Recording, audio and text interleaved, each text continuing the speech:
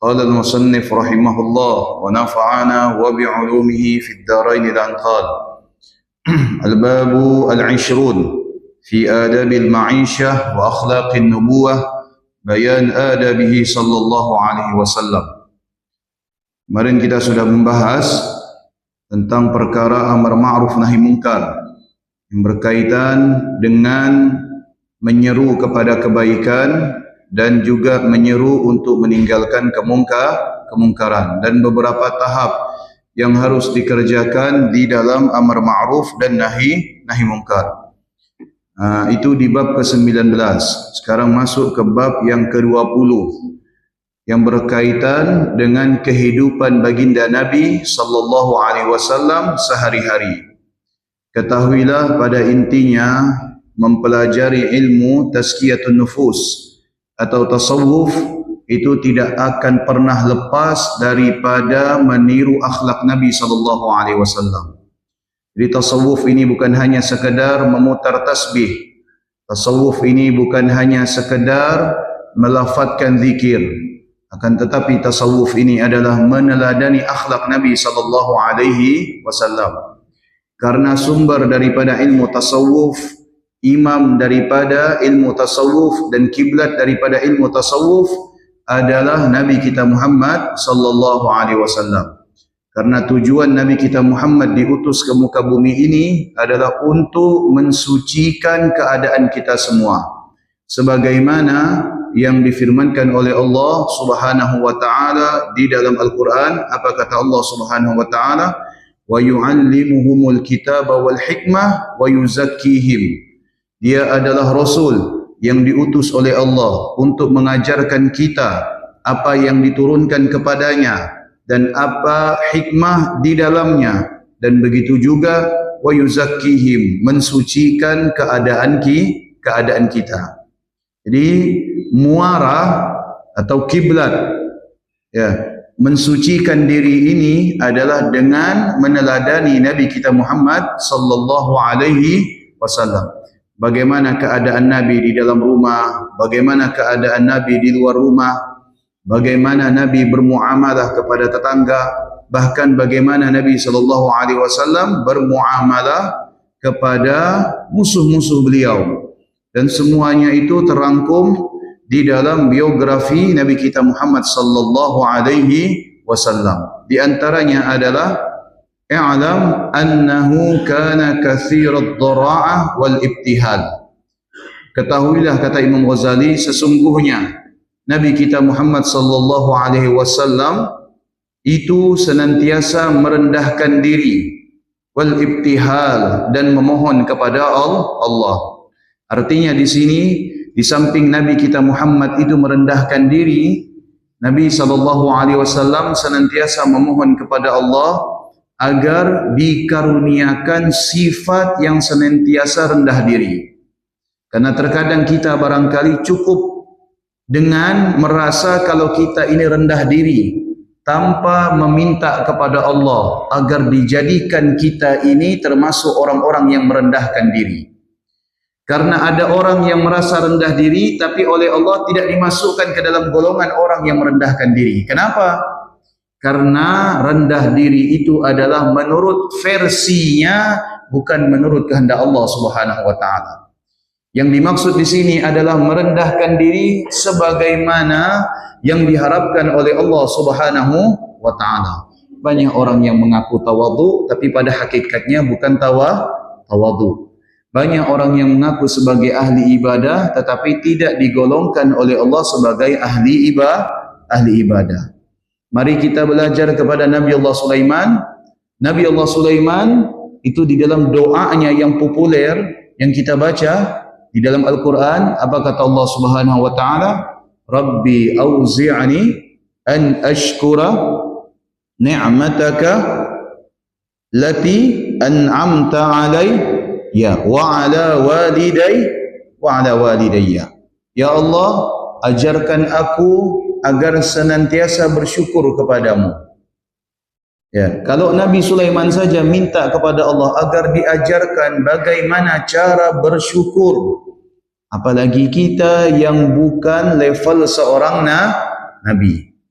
Bahkan ya, ibadahnya kita tidak setara dengan debu yang menempel di kaki para nabi. Tapi Nabi Allah Sulaiman bagaimana? Dengan rendah hatinya meminta kepada Allah, auzi'ni an ashkura ni'mataka allati an'amta alayya.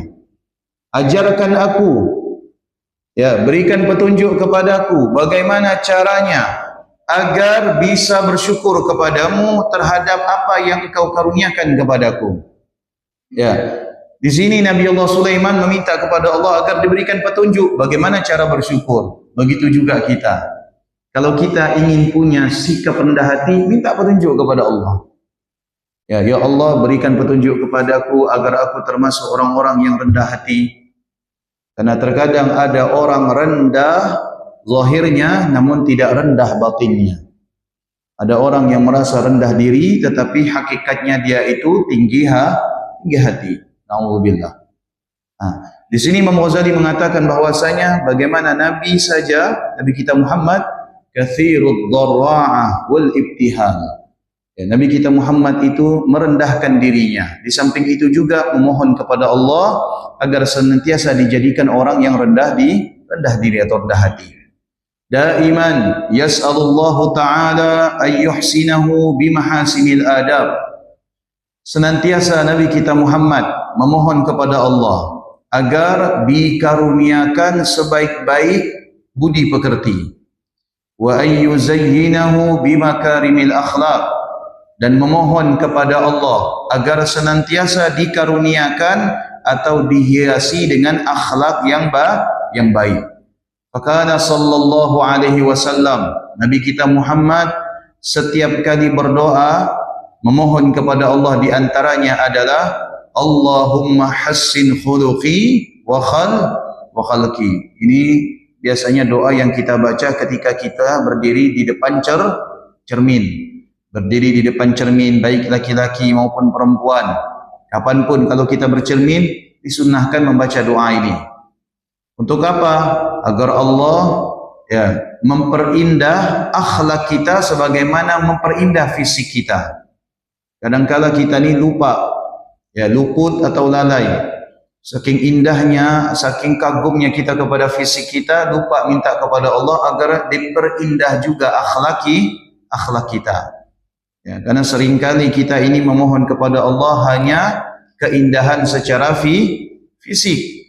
Namun kita lupa dan memohon kepada Allah agar meminta keindahan secara akhlak. Allahumma hassin khuluqi wa khalqi. Ya Allah, perindah, perbaiki khuluqi, penampilanku, wa khalqi, dan akhlakku. Qala Sa'ad bin Hisham, dakhaltu ala Aisyah radhiyallahu anha fasa'altuha an akhlaqi Rasulillah sallallahu alaihi wasallam faqalat amma taqra'ul Qur'an qultu bala qalat khuluqu Rasulillah sallallahu alaihi wasallam al-Qur'an. Salah seorang sahabat Nabi yang bernama Sa'ad bin Hisham suatu kali bertanya kepada Sayyidatuna Aisyah radhiyallahu anha. Beliau bertanya tentang akhlak Nabi sallallahu alaihi wasallam. Maka kemudian Sayyidatuna Aisyah radhiyallahu anha berkata, "Apakah engkau tidak membaca Al-Qur'an?" Kata Sa'ad bin Hisham, "Tentu saya membaca Al-Qur'an." Maka Aisyah berkata, "Sesungguhnya akhlak Nabi sallallahu alaihi wasallam adalah Al-Qur'an." Baik. Kita seringkali menyebut akhlak Nabi itu Al-Qur'an. Bagaimana Al-Quran yang dimaksud dengan akhlak Nabi sallallahu alaihi wasallam?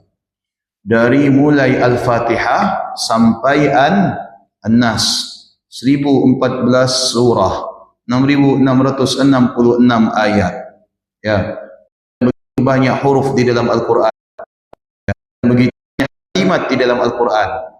Yang mana yang dimaksud dengan akhlak Nabi sallallahu alaihi wasallam? Karena di dalam Al-Quran itu menceritakan juga akhlaknya Fir'aun, akhlaknya Qarun, akhlaknya Ashabus Shimal, dan keadaan ahli neraka. Kalau kita katakan seluruh Al-Quran itu akhlak Nabi, kata di dalam tidak bisa, karena di dalam Al-Quran itu ada juga menceritakan bagaimana keadaan Bani Israel. keadaan kaum 'Ad, kaum Thamud. Ya, apakah itu juga bagian daripada akhlak Nabi? Jawabannya pasti tidak. Yang dimaksud dengan akhlak Nabi adalah Al-Quran itu apa? Di antaranya adalah kata Imam Ghazali, khudil afwa wa'mur bil urfi wa'arid anil jahilin. Ya. Di dalam Al-Quran Allah Ta'ala berfirman, apa kata Allah Subhanahu Wa Ta'ala? Khudil afwa. Ya. Mudah memberikan maaf, memaafkan. Ya, mudah memaafkan kesalahan orang lain. Itu akhlak Nabi sallallahu alaihi wasallam. Wa'mur bil urfi, menyeru kepada kebaikan.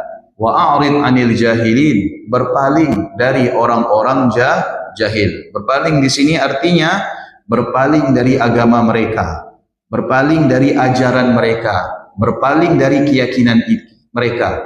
Itu bagian daripada akhlak Nabi. Ini yang harus kita contoh. Yang harus kita contoh itu adalah khudil afwa.